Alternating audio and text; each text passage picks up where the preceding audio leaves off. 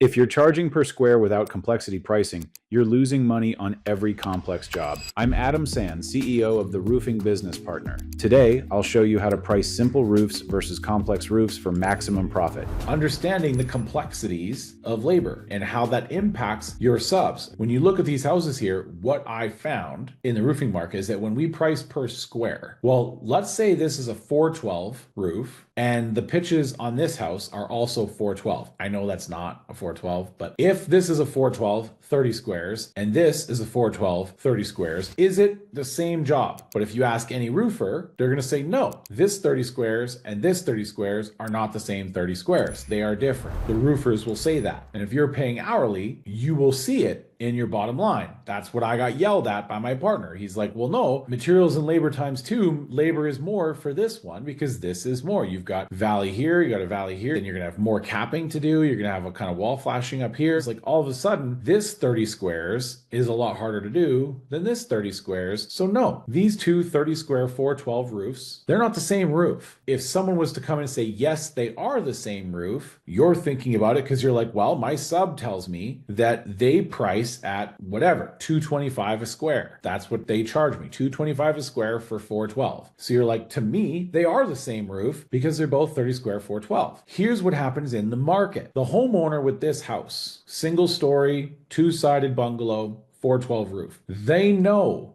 they have the easier roof than this guy. So when they inquire, their lead looks differently. So you get a first name, last name, email, phone number, and in a little description box, they say how much for a 30 square roof, low slope, easy job. That homeowner knows they have the easy job and they know that the price should be less. Now, if you have a salesperson go to 10 houses like this and 10 houses like this, and their close rate is 30%, the good odds are that they're getting a higher close rate on houses like this one than this one because of the 5 roofers that this homeowner phoned. Some people looked at it and said, it's a complicated roof. Give him the FU price. They gave him the high price. It takes 2 jobs to do this roof and it just takes longer. This job, they're done by 2 o'clock. So this is easy money. This is hard money. This is fast money. This is slow money. This is usually more profit. And this is usually less profit. So if you never price in complexity, what happens is you only land these jobs and then your subs say,